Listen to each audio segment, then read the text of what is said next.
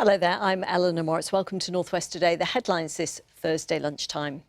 Greater Manchester's clean air zone. Andy Burnham says he'll look again after growing opposition from businesses who say they can't afford it. And the kids in mental health crisis. Parents tell us of their struggles to get help. After 72 hours each time, her case was closed with no solution and no further help. It's very clear that CAMS services can in no way match the current demand.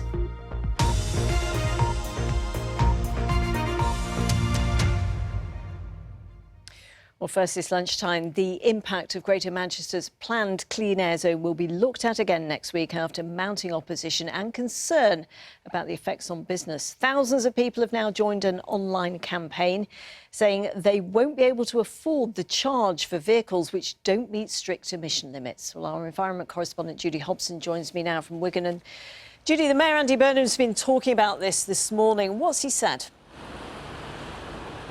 Well, this clean air zone is everywhere within the M60, and just to remind you, it'll be £60 a day charge for HGVs, coaches and buses, £10 for vans and £7.50 for taxis. And the HGV charge comes in this May. Now, Andy Burnham said he's had concerns for a while about small businesses, ever since he was on a phone-in for Radio Manchester. So he's ordered a review into the impact on small businesses, and he'll speak to council leaders about it next week. Growing opposition, though, as you say, people want it scrapped or delayed.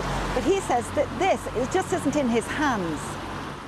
We are not in control of the policy, and this is the point. The government put an instruction on our councils for a clean air zone, and it set the deadline. Only the government can change that, the fundamentals of that. I think we should do this if, and it's a big if, it's fully funded and it's fair to people.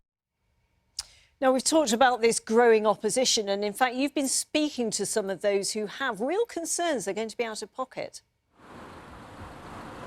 Yes, because there is financial help available, but I've spoken to someone who lives just around the corner from here who has a valeting business. Now, he says he could have £4,500 in a grant towards a new van or £5,000 to upgrade his current van. But he says he's going to be out of pocket because every time he leaves his drive, effectively, he has to pay £10. I don't turn over a lot. I don't make a lot of money. Literally, the money that I make, I pay as a wage.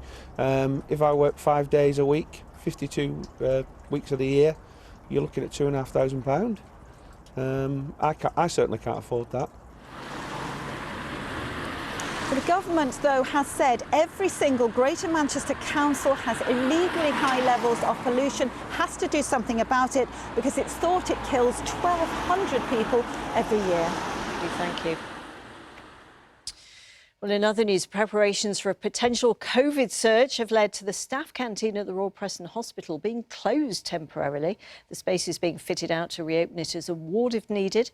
Work's also starting on a 100-bed Nightingale surge hub there to serve the whole region, and that'll be based in a visitor car park.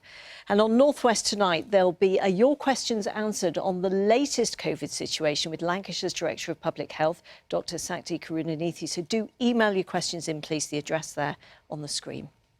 Well, elsewhere, Manchester City manager Pep Guardiola's tested positive for COVID amidst an outbreak at the club. 21 people now isolating at City, including 7 first-team players. And Burnley manager Sean Dyche will also miss his side's FA Cup tie tomorrow after also testing positive for coronavirus. Next this lunchtime, some parents say that growing pressure on mental health services for youngsters in the region has left them feeling isolated and it's failing children who need help. There's been an increased demand for CAMS services during the pandemic. We reported, you may remember, on the work of a CAMS team in the region just before Christmas. Now, that prompted some of you to get in touch, and 2 parents shared their stories with us. Their words have been voiced by actors to protect their identities. Our daughter was diagnosed with anorexia nervosa restrictive type at the age of 11. By spring 2020, she was physically much improved, but then the lockdown and the consequences of losing her routine prompted a relapse. By the November of 2020, she was in crisis. She was self-harming and she was running away on almost a daily basis. This is where I began to realise that help was not really available. My 14-year-old daughter had a low mood and we just blamed it on COVID. Until she took an overdose. This is when our CAMS journey began. The crisis team came out to visit twice over a period of 2 weeks, but after 72 hours each time, her case was closed with no solution and no further help. It's very clear that CAMS services can in no way match the current demand. I was advised to take her home and told that someone would call us, and I was given the crisis team number on a post-it note and told to ring them if she got worse. Can it get any worse than a failed overdose? I waited all day for that call that never came, so I called them and was told a caseworker would be in touch. 2 weeks later, no contact. She took another overdose. She was kept in hospital overnight and she was made to share her journey with another stranger. The COVID pandemic has been repeatedly cited as a reason for the shortages and the delays. And yet, whilst this is undoubtedly a factor, we know from our experience that the service was lacking in the years before the event. At no point were we given a care plan. Her fortnightly appointments, as promised, never happened.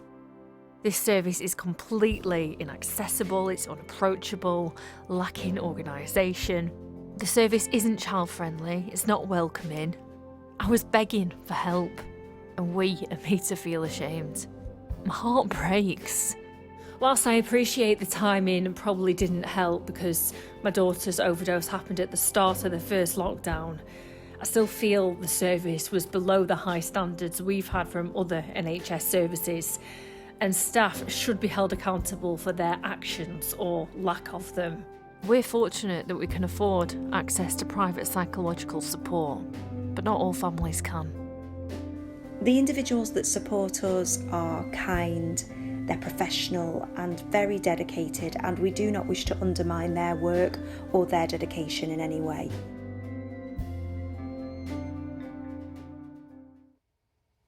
Well, thank you so much to those parents for sharing their stories with us. And a spokesman for the local CAMS services involved in those particular cases said the huge increase in demand has inevitably had some kind of impact on waiting times, but they always do try to see those in crisis as a priority, and they've urged young people and their families, if you do need help from the region's services, do please go and seek that help. You can find where yours is locally by going online at nhs.uk/urgent mental health. And they do point to extra investment in mental health services, which they're using to expand. Just a word about North West tonight before the weather. Roger will be talking later to Suzanne Alderson from the charity Parenting Mental Health.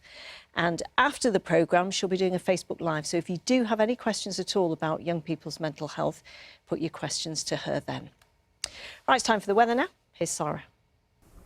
Good afternoon. Well, it's been a very cold start to the day, and we've got a weather front which is not only bringing rain, also some snow over higher ground, and it will turn icy later as well as the temperatures start to drop again. Now, it is clearing away eastwards, but quite a few wintry showers coming in behind that today on a strong wind with gusts of up to 40 miles an hour. And then through the evening and overnight, those showers do continue, and with temperatures at around sort of 1 or 2 Celsius, they will still be quite wintry, so you could wake up to a little covering of snow in other areas first thing tomorrow morning, but a cold start to the day again tomorrow, and further wintry showers on and off through the daytime. They might ease slightly into the afternoon, but still the odd 1 or 2 certainly around later in the day, and the temperatures will be closer to around sort of 5, 6, maybe even 7 Celsius, but it's still going to be a cold, windy day. That's it for now. Bye-bye.